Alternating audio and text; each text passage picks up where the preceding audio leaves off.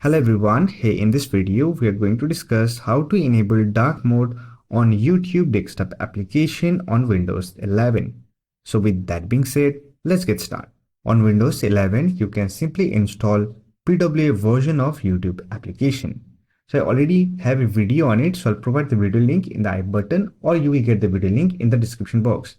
Now, if you want to know how you can enable dark mode, then simply open YouTube application, then click on your profile icon. Here you will find appearance option, simply select it. By default, it is selected to use device theme.